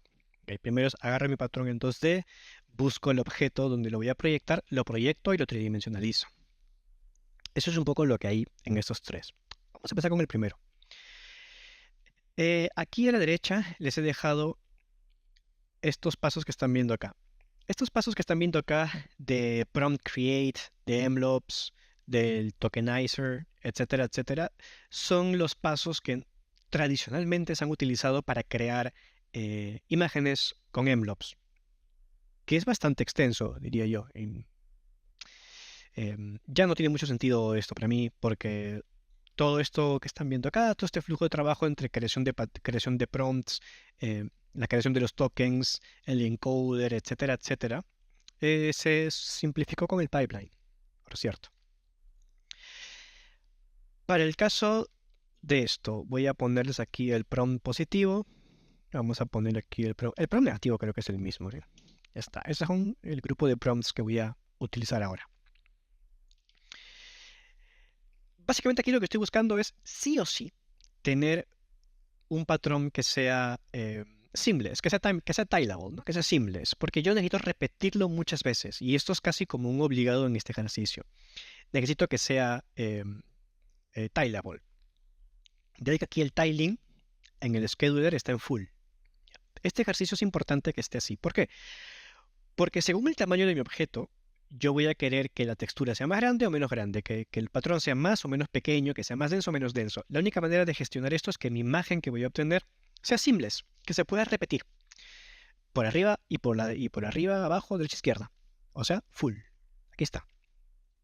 Estos son un poco mis parámetros que estoy utilizando. En este caso estoy utilizando el modelo de Dream Shaper, pero puede ser el de Stable Diffusion, pues no hay ningún problema. Estoy utilizando un tamaño de 720 por 720, un valor bien bajo de pasos, porque al final lo voy a vectorizar, no hay ningún problema. Tampoco necesito que esto corra, que invierta mucho tiempo calculando. Por lo demás, nada nuevo. Ya conocemos el pipeline. Este pipeline automáticamente está utilizando el componente de Export Image, también de mloops. Recuerden que esto se busca como Export Image. ¿Dónde está? Acá está mloops Export Image. Me parece que lo estoy utilizando por defecto, como viene por defecto. Sí, no hay ninguna diferencia. O sea, este componente que está acá está mandando esta orden que cada vez que yo guarde la imagen se va a sobreescribir con la anterior. Si es que no hay problema con eso, pues estupendo. Ah, pero yo sí tengo problemas. Ya, entonces voy a agarrar la semilla, clic derecho, copiar parámetro, y en el nombre del archivo, quizá acá al inicio, clic derecho, pegar referencia relativa, le pongo un punto y ya está. A partir de este momento, cada vez que guarde un archivo nuevo, de hecho hay que ponerle autocook y exportar. Cada vez que guarde un archivo, va a crear un nombre único para cada archivo. Ya, esto es importante. ¿Listo? Ahora sí. Lo que hice a partir de este momento es, debo darle la oportunidad a Houdini que esta imagen se pueda repetir muchas veces. ¿Cómo se repite una imagen muchas veces en Houdini? Con el componente copy and transform. Este componente que se llama copy, su nombre con apellido es copy and transform. Este que está acá.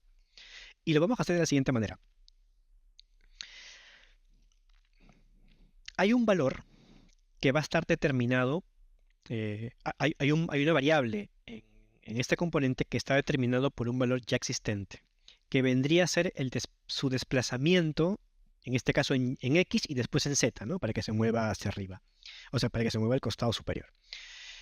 Pero este valor de 720 es un valor que yo estoy extrayendo de la resolución de la imagen. O sea, este copy, este valor que está acá ya está automatizado.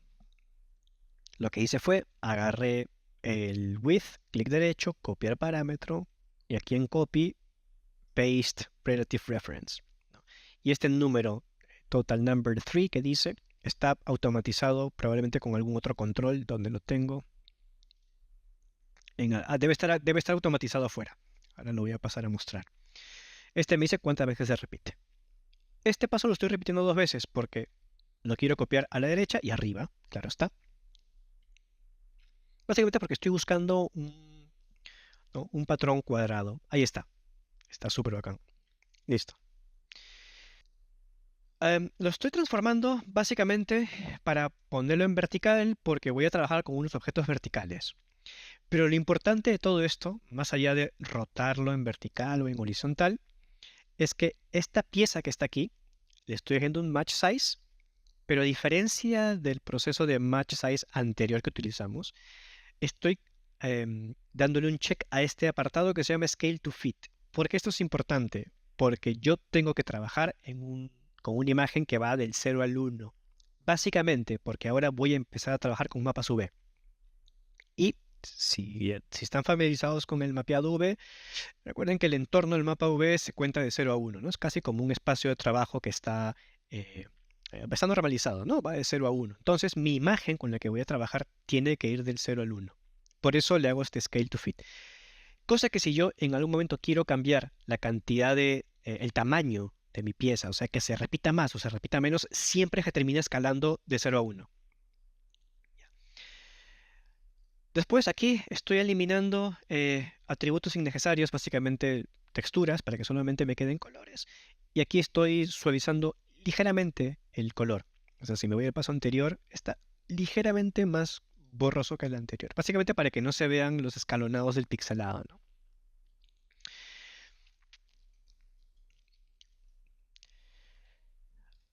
De aquí, algunos ejercicios, por ejemplo, lo que puedo hacer con esto es lo puedo tridimensionalizar. Me parece que esto ya lo vieron con César también.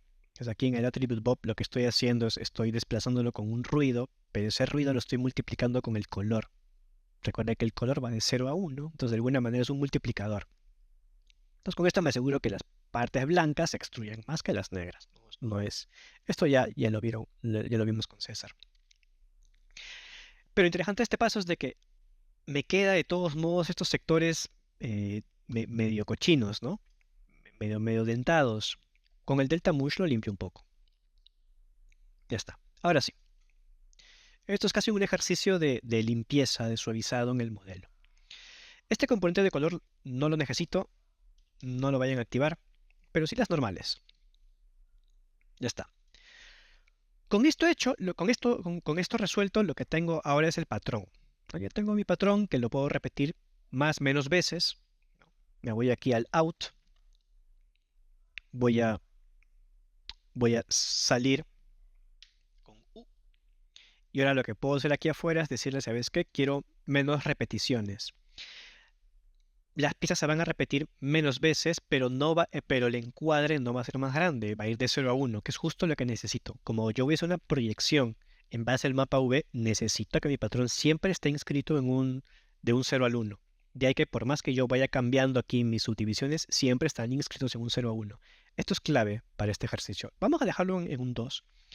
Y voy a intentar cambiar la semilla. Espero que no se cuelgue Stable Diffusion esta vez.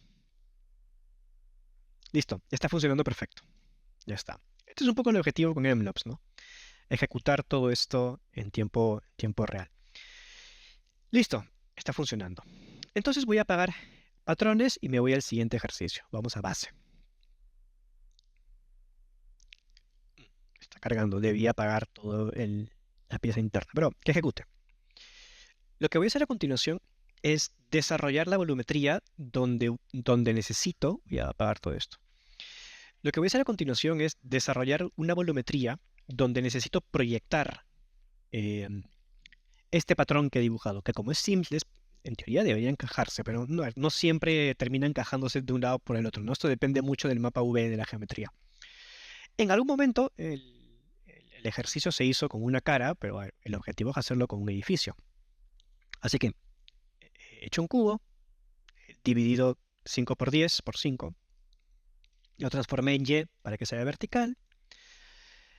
Le puse un match size, sin embargo, la justificación en Y dice mínimo, básicamente para que la base de la planta siempre toque la grilla, ¿no? Y con el mountain ya hicimos este ejercicio de transformación, ¿no? Acá simplemente estoy buscando una excusa para poder tener figuras distintas. Esto ya yo lo dejo a su criterio cada uno de ustedes para que juegue como gusten. Esto es un poco jugar con la transformación, no es nada complejo. Y acá viene lo interesante. Estas geometrías a priori no tienen mapeado V. Si yo le doy clic a este botón que dice Show UV Texture, no me va a mostrar absolutamente nada, a diferencia del Test Geometry que sí tiene un mapeado V. Eso quiere decir que tengo que aplicarle un mapa V a esta imagen. El tema aquí es que hay muchas maneras de aplicar mapas V. Con César vieron proyección V y de hecho se puede utilizar. El que yo voy a utilizar es uno que está en Labs, que se llama Auto UV. Dentro de todo es muy bueno, la verdad. Y finalmente voy a utilizar un componente que se llama UV Layout, básicamente para que dentro de este mapa V lo ajuste mejor. ¿Cómo sé que estoy haciendo un buen trabajo? Bueno, cuando me voy al componente de V, puedo cambiar de tipo de vista al mapa V, ¿no? Acá está, UV Viewport, aquí está. Esto es lo que necesito. Con el layout se ajusta un poquito mejor. Con el auto V yo puedo determinar cuántas islas, cuántos cortes quiero. Creo que no se ve acá. Acá está. No. Puedo determinar cuántas islas quiero, no sé por qué no funciona. Creo que es acá el threshold. Con este threshold yo decido cuántas piezas quiero. La idea es tener la menor cantidad de piezas posible, ¿no? Pero si tengo uno, probablemente voy a tener el mapa que se está sobreponiendo consigo mismo, ¿no? Prefiero tener dos. Ahí está bueno. Y con el layout, más o menos hago que se organice dentro de esa grilla de 0 a 1. Con esto, yo voy a hacer una superposición entre el patrón que ya creé y mi textura V. Los voy a sobreponer uno con otro. Este switch que dejé aquí era simplemente para decidir con cuál iba a trabajar, si iba a trabajar con la cara o con el edificio. Estoy trabajando con el edificio. Ahí está mi mapa V, al fin. No está nada mal. No está nada mal. Igual aquí esta costura no se ve continua, pero bueno, no importa. Al menos toda la vuelta casi que lo es. Lo subdividimos para que sea más suavizado. Acá hay un componente de Blast que quitaba los ojos, las orejas y la boca. Era para la cara. Esto no lo vamos a necesitar ahora. Mi objeto lo estoy escalando de 0 a 1. Ya. Y aquí, lo que voy a hacer con este componente Split Points es que voy a empezar a separar los fragmentos de mi volumen 3D según el mapa V.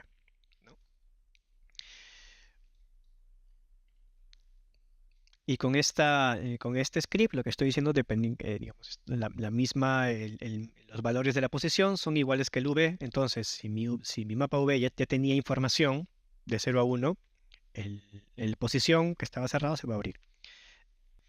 Lo que está sucediendo en este attribute wrangle básicamente es estoy transfiriendo los atributos del V a la posición. Como los atributos del V básicamente es un mapa de 0 a 1 y es 2D, esa información se pasa se pasa a la posición real del objeto tridimensional, pero para que mi objeto se abra, tengo que romperlo. Por eso estoy utilizando el split points. Y este split point lo que está haciendo es que está rompiendo el modelo según su V, según el mapa que ya creé previamente. Ahora lo que tengo que hacer es transferir uno sobre otro. Eso es lo que voy a hacer ahora. Vamos acá a tridimensionalizar esto. Y vamos a ver acá. Voy a prender hasta aquí.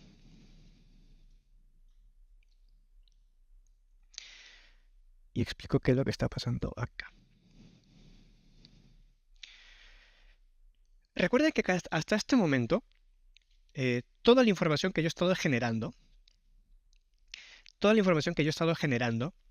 es exclusivamente de mi edificio. En ningún momento todavía estoy incluyendo la información que había hecho previamente en el otro contenedor.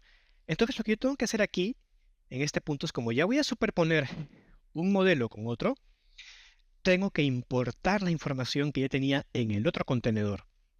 O sea, aquí atrás, en los patrones, este patrón que está aquí, tengo que traerlo. Para traerlo, yo tengo que decirle a Houdini cuál de todos estos componentes es el que contiene la información final. Y el que contiene la información final es este último, el null. Una de las utilidades del null es justamente permitirme tener acceso a un componente más rápido. Entonces, con este null yo le estoy diciendo, aquí está mi información final de este proceso. Entonces, cuando me vaya al siguiente, este componente que se llama Object Merge, lo que hace es, está llamando al componente que yo quiera, que esté en otro lado. Estoy llamando al componente que se llama out, que está dentro de patrón, ¿no? Del contenedor patrón, dentro del entorno de objetos. Esto se busca tan fácil como darle clic a este botón blanco. Voy a mover esto un poco.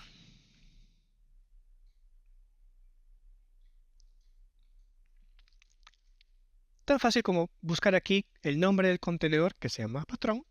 Y los null normalmente suelen estar al inicio de la lista. Esa es la ventaja de los null, siempre están al arranque. Entonces yo sé que este es el componente que estoy buscando, el out. Y acá lo tengo. Voy a hacer una intersección entre ambos. Ahí está. Los voy a fusionar por si acaso. Corregir sus normales. Y ahora sí, esta posición, que está en 2 dimensiones, ya está. En este momento se van a convertir en 3 dimensiones.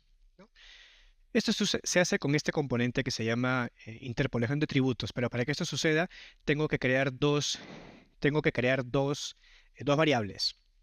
Una variable para los primitivos y una para los v, y luego con este x, y, z calculo las distancias y los hago tridimensionales. Así.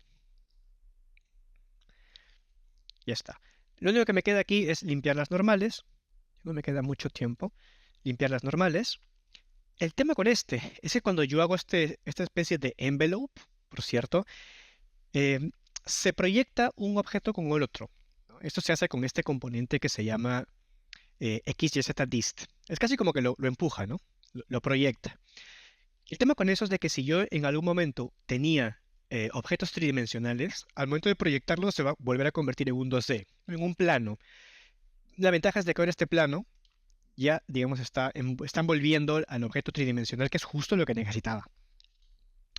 Y claro, y si yo cambio acá donde está mi mountain, si yo cambio la forma de mi mountain con el offset, se va a reajustar. Va a tomar un poquito de tiempo de cálculo, pero mi patrón otra vez se va a volver a ajustar. Sin ningún problema. Ahí está. No hay ningún problema. Entonces, mi objeto es bidimensional. Es un edificio tridimensional, pero el patrón sigue siendo bidimensional. Tengo que volver a extruirlo. La ventaja es que todavía tengo la información de colores. Los atributos que creé ya no me sirven a estas alturas. El único que me sirve son los colores, porque puedo utilizar los colores para volver a extruirlos. Con Match Size lo estoy llevando al origen. Esto se puede utilizar como no. En el archivo van a ver que hay dos componentes de simetría. Estos los creé básicamente por si queríamos seguir utilizando la cara. Esta era una alternativa para el ejercicio de las máscaras, pero en este caso no necesito que sea simétrico. No necesito que este edificio sea simétrico. Así que los apago, bypass. Voy a hacer una última fusión. Y aquí termina mi segundo proceso. Vamos al tercero. ¿Cuál sería el tercero? El tercero sería tridimensionalizarlo. O sea, ya tengo el mapa que está envolviendo a la pieza tridimensional. Ahora hay que volver a tridimensionalizar este patrón. Aquí yo por si acaso estoy volviendo a traer el edificio original, ¿ya?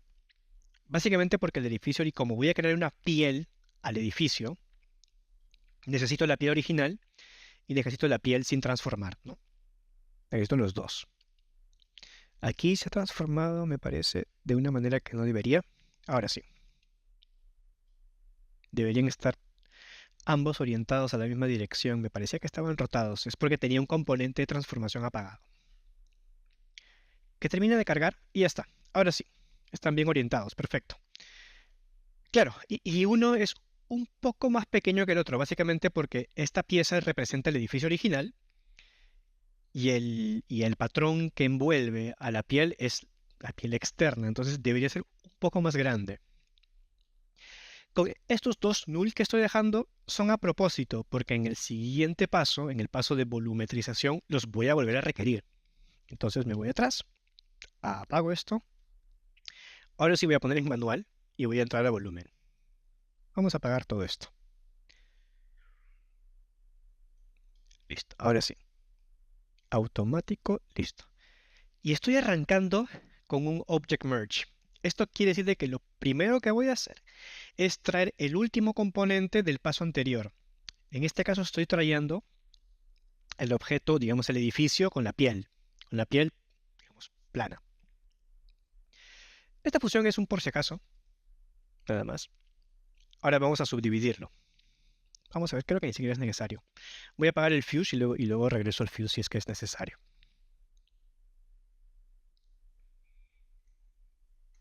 Ah, no, sí, el fuse era necesario porque hay unos huecos acá.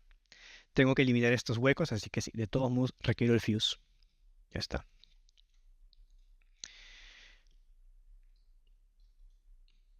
Listo. Lo que estoy haciendo en este paso, básicamente es recuperando el material, ¿no? Recuperando la textura, vamos a llamarlo así. Ya en este último paso, lo único que tengo que hacer es la extrusión. Un paso más de limpieza, ya que viene lo interesante. En algún paso previo, lo que hicimos en el primer paso, ¿no? En el primer paso en la creación del patrón, para darle esta tridimensionalidad, ¿qué hicimos, no? Utilizamos un attribute bob y dentro utilizamos un noise, que era para deformar la pieza, pero como solamente queríamos extruir, por así decir, las caras blancas, más no las negras, que acá está lo que está pasando, toda la información del ruido, que es lo que está pasando acá, lo estoy multiplicando con el color. Claro, como el color va de 0 a 1, básicamente lo que le estoy diciendo es, cualquiera sea el valor que yo obtenga de este ruido, si se multiplica por 0, o sea, por negro, no se desplaza. Por el contrario, todo lo que sea blanco se va a desplazar una unidad. ¿Qué pasa si lo quiero desplazar más? Bueno, voy a tener que crear un tercer input que es un multiplicador. Esto se logra con el componente parámetro. Aquí, dentro de Bobs, hay un componente que se llama parámetro. El parámetro es lo que su nombre dice, es un componente, es un parámetro vacío al que yo le tengo que crear una cualidad.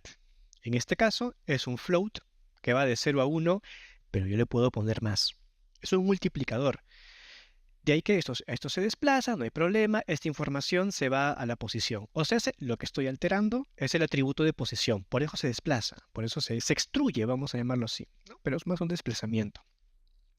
Este parámetro que he creado, cuando me vaya atrás, lo voy a tener aquí, parámetro. Este, en pocas palabras, es mi multiplicador. Quiere decir de que si yo muevo esta perilla hacia adelante, se va a extruir más o menos, porque es un multiplicador. Lo voy a dejar en el valor en el que estaba. Para limpiar estos bordes, Delta Mush, suavizado. Para limpiar las normales, componente normal. Aquí promoví los atributos. Ok, el color estaba en los puntos, lo estoy pasando a los primitivos, o sea, a los caritas. Si quiero pintar esta pieza, podría hacerlo con este componente, no lo voy a hacer. Aquí hay algo bien interesante, y con esto ya vamos terminando, no nos falta mucho. Yo quiero crear una piel externa, pero esta piel externa, eh, si bien está envolviendo todo el edificio, no quiero que lo recubra al 100%, de manera que ahí a lo mejor me conviene eliminar o el color blanco o el color negro. Entonces, pero para eso tengo que agruparlos. Entonces, este componente que está acá, que dice que se llama grupo por atributos, lo que va a hacer y lo que voy a hacer con esto es, voy a crear grupos considerando que mis piezas tienen un color determinado. Como tengo blancos y negros o escala de grises, va a ser muy fácil seleccionar. Esto es bien interesante, porque lo que este componente hace es, primero, hay que definir sobre qué atributo voy a empezar a hacer grupos. Pues sobre el color, por eso es el CD. Este atributo SD, ¿dónde está guardado, por así decirlo, en los primitivos, ¿no? De ahí que yo utilicé este componente de atributo para mover el color de los puntos a los primitivos. Y ahora yo tengo que crearle un prefijo, porque lo que este componente va a hacer es va a crear un montón de grupos y les tenemos que poner un nombre. Yo solamente le voy a dar prefijo para que todos los componentes, todos los grupos empiecen a llamarse de esta manera, color, guión bajo, y automáticamente Houdini ya completa los colores, el nombre. Cosa que a partir de este momento yo tengo 10 grupos y miren, todos empiezan con color, guión bajo y le pone un código. Todos son escala de grises. El que a mí me interesa es que se vaya el color negro, pero por algún motivo no se está yendo. Vamos a ver por qué. Vamos a ver por qué el color negro no se está yendo. Debe ser por un tema de color. Ah, debe ser por este.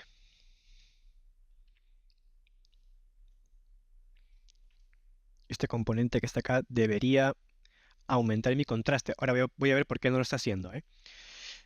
Pero el objetivo aquí es de que este componente, este parámetro que está acá, este valor que está aquí, me borre el color negro o todo lo que está asignado negro que por algún motivo ahorita no me está funcionando, lo voy a revisar.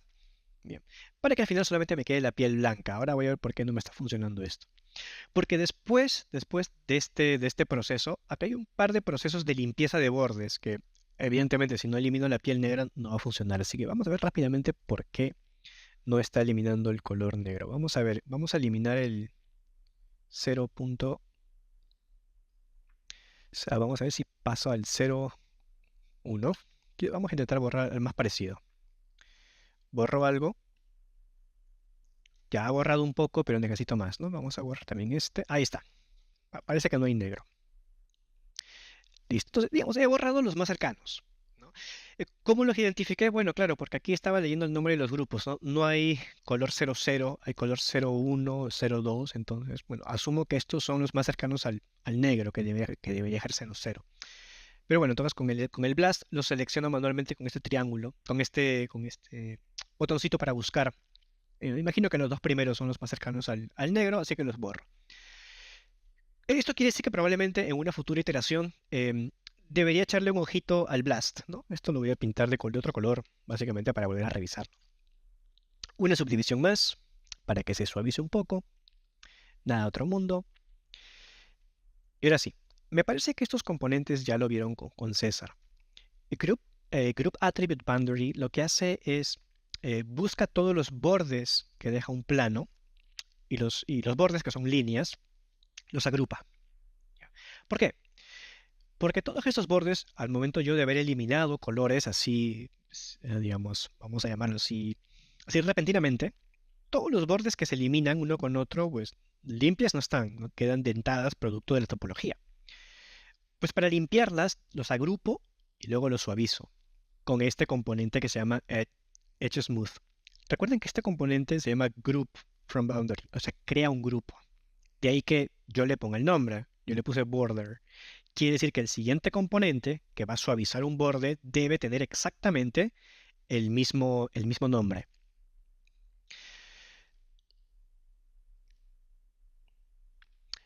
La razón por la que el Blast no funcionaba es porque le había dejado un nombre que no estaba haciendo match con mis grupos. Yo aquí en el grupo, hay una pregunta de Víctor, yo en el grupo aquí había creado, solicité que haga grupos por colores, ¿no? De ahí que llamé al atributo CD y le puse este prefijo para que todos los colores tengan, todos los grupos empiecen con el mismo nombre, ¿no? Cosa que sea fácil identificarlos también.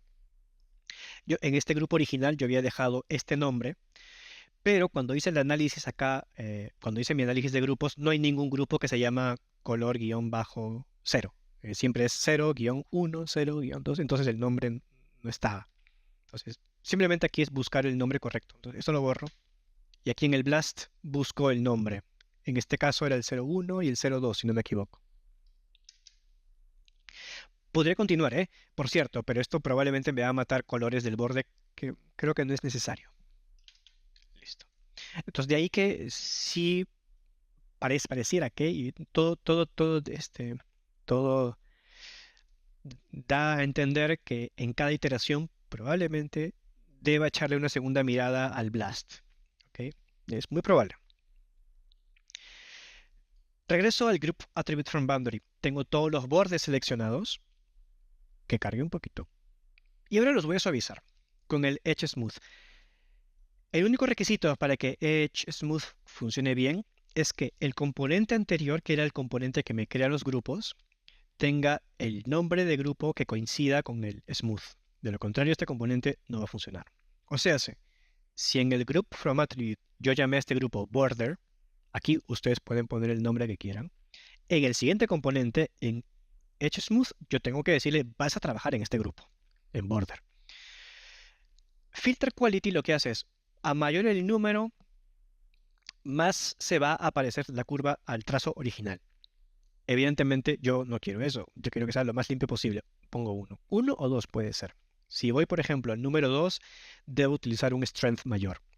Pero vamos a evitarme problemas, voy a ponerlo en 1. Oye, pero el número 1 no hace que se deforme el borde. A ver, se hace más pequeño. Pero a ver, no creo que sea un problema. Por lo menos para mí no lo es. Entonces ya más o menos va quedando. Va quedando simpático. Delta Mush para limpiar un poco. Nada mal. Podría utilizar un color, vamos a poner el color blanco, por si acaso. ¿Por qué? Porque después voy a utilizar un Quick Material. Vamos a utilizar un Mapcap encima. No voy a hacer un análisis de curvatura, eso lo vieron ayer con César, así que no vale la pena repetir eso. Lo que sí creo que vale la pena mostrar es, vamos a aplicar un material rápido. En Quick Material estoy utilizando un Matcap. Si se descargan los Matcaps, podemos hacer estos testeos rápidos. Muy buena pregunta la de Víctor. Víctor pregunta, oye, estás suavizando con Delta Smoosh. ¿Cuál es la diferencia con Smooth? O peor aún, ¿cuál es la diferencia con Attribute Blur? Attribute Blur. El tema es que todos son iguales. La gran diferencia entre uno y otro, básicamente es el algoritmo con el que trabaja. En realidad, el que mejor gestiona el suavizado, por así decirlo, es Delta Mush. Creo que trabaja más rápido y digamos, su algoritmo es más potente en el sentido de que la diferencia entre una iteración y dos es mucho mayor que que los demás componentes. O sea, el attribute blur, por así decirlo, es como pasarle un borrador bien suavecito. El delta mush es como agarrar 50 borradores y pasarle por encima. A mí me parece que delta mush trabaja mucho mejor. En iteraciones grandes, por cierto. Pero al final los tres funcionan igual. Funcionan igual. Pero si trabajan con Blur o con Smooth, se van a dar cuenta que el suavizado requiere más pasos que con Delta Mush. Yo creo que con 10 iteraciones ya limpio un montón. Es más, y si exagero y me voy a 5000, prácticamente voy a perder la forma de mi geometría. Es casi como que se va a comprimir. Pero si mantengo el pin border activo, eh, al menos los bordes de mi geometría se van a mantener, ¿no? Voy a esperar un ratito a ver. Creo que exageré con las dimensiones.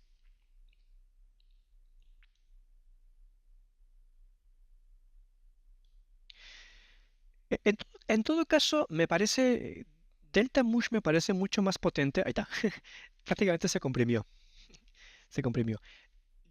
Delta Mush me parece una muy buena herramienta porque como esta herramienta viene de todo el entorno de rigging de Houdini, recuerden que cuando nosotros vamos a animar, bueno, no sé qué tan familiarizados estarán con el rigging, pero cuando nosotros vamos a hacer procesos de rigging, cuando vamos a animar personajes o vamos a animar en cuestión mayas, queremos darles un esqueleto, para que esta pieza pueda animarse se tiene que optimizar, o sea, se tiene que reducir la cantidad de polígonos a un punto tal que sea fácil gestionarlo. Entonces, todas las herramientas de optimización, de suavizado, de qué sé yo, de proyección, del IK Rig de Maya, son extremadamente potentes. Y este componente de suavizado es de rigging, se usa para rigging en realidad, pero funciona muy bien, ¿qué te puedo decir? Lo estoy pintando de blanco básicamente porque quiero un lienzo limpio para poder aplicar un matcap. Cuidado aquí que los matcaps no se exportan a Blender, ¿ah? Por cierto. Los matcaps se quedan solamente aquí en Houdini. Son unas cuestiones puramente visuales en Houdini. Básicamente para más o menos estudiar por qué aplicaría yo un material reflectivo en mi pieza de Houdini. Pues básicamente para ver si la topología está bien continua o no. Miren, por ejemplo acá. Si fuéramos es, si un especialista en diseño automotriz ve esto, pues nos mataría, ¿no? Esto que está acá, estamos viendo que la malla se está comprimiendo ahí y la topología no es continua, ¿no? Eh, por ahí, en todo caso, acá habría que suavizar un poquito más la pieza, ¿no? Lo que dice Diego también es verdad. Blender tiene sus matcaps. Además, si Blender tiene sus matcaps, probablemente podría leer los que les pedí que bajaran, ¿no? Además, son temas visuales, por eso es que los matcaps no se exportan como tal. Finalmente aquí vamos a limpiar un poco las normales. Nunca está de más limpiar por ahí si es que hay una normal que está invertida. Y claro, me faltaba algo más. Traer la otra pieza del edificio que era un poco más chica. De ahí que tengo otro Object Merge. Pero este está trayendo la otra pieza. Pieza que también voy a pintar acá. De color negro. Pero quiero que sea transparente. Ya, y en el momento hablamos de ese atributo. Quiero que esta pieza sea transparente o translúcida en todo caso. Porque me da a entender a lo mejor que esta pieza puede hacer de vidrio, de mampara. Entonces, ¿cómo activo la propiedad transparente del material con este código? En el momento de la primera sesión hablamos sobre los atributos que tiene Houdini y uno de los atributos se llama alfa. El atributo alfa de Houdini es el atributo que activa, que llama a la transparencia de un algo, a la transparencia. ¿Ok? Este, este atributo por cualidad es un float, o sea, es un número con decimales que normalmente va de 0 a 1. De ahí que la expresión con la que se llama es f de float, arroba, que es atributo, y alfa, que es el nombre del atributo. O sea, lo que acá le estoy diciendo es, vamos a crear un valor para la transparencia, y a su vez esto es un float, o sea, un número con decimal. De ahí automáticamente yo pongo el número, que tiene que ir de 0 a 1, porque las transparencias funcionan de 0 a 1. Significa de que yo cada vez que quiera variar este valor, tengo que cambiar esto manualmente. A ver, en principio sí, pero ¿qué pasa si quiero estudiarlo en tiempo real? Hay que crear un slider. Y ahora sí lo vamos a crear.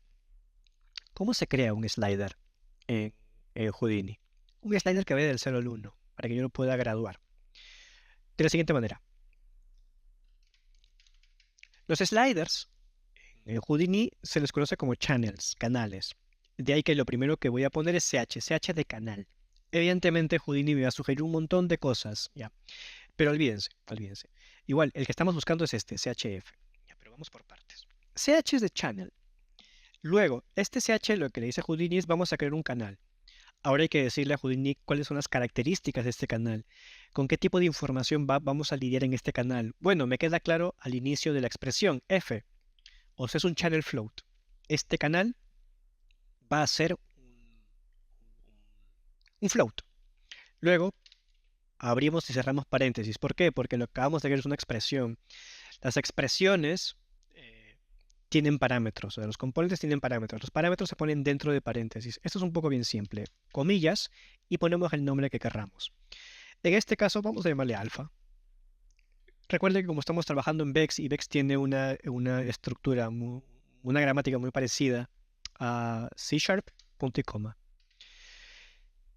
En este momento lo que acabamos de decirles, vas a crear, o sea, digamos, la información del valor numérico del alfa va a estar determinado por un slider, este que está acá. La pregunta es cómo creo el slider. Una vez puesto el código, que es lo que tengo acá hay un botoncito. Este que dice crear parámetros para cada una de las llamadas. Clic acá y automáticamente se crea mi parámetro. Acá está, alfa. Se creó. Yo muevo este slider y voilà. Asunto resuelto. De 0 a 1. Vamos a jugar con esto un poquito menos. Ya está. Voy a activar este null. Yo siempre utilizo nulls como puntos intermedios. Vamos al merge final. Y ahí está. Vámonos al smooth. Listo. Ya tengo mi pieza. Ahora, vámonos atrás. Asunto resuelto. ¿Puedo cambiar de iteración? La respuesta es sí. Me voy a ir simplemente al primer componente, al primer contenedor. Ya no tengo que entrar necesariamente. ¿Por qué? Porque ya los parámetros están afuera. Por ahora vamos a dejarlo ahí. No voy a entrar a detalles de cómo crear estos parámetros, pero es muy similar a lo que acabo de mostrar. Pero aquí puedo cambiar la iteración. Voy a tener que esperar un momento. Y ya está. Ya, aquí un poco lo que comentaba, ¿no? Ya cambió la iteración. Me parece súper bacán. Sin embargo, hay que volver a revisar el blast. Vámonos al blast. Aquí en mis grupos vamos a estudiar los grupos. Ya no tenemos 0,1, ahora tenemos 0,2 y 0,3. Entonces probablemente sí me conviene en el blast agregar el 0,3. Bien, de mi parte, a todos, esto es lo que queríamos mostrarles el día de hoy. Los archivos están en el drive. Por favor, descárguenlos, úsenlos.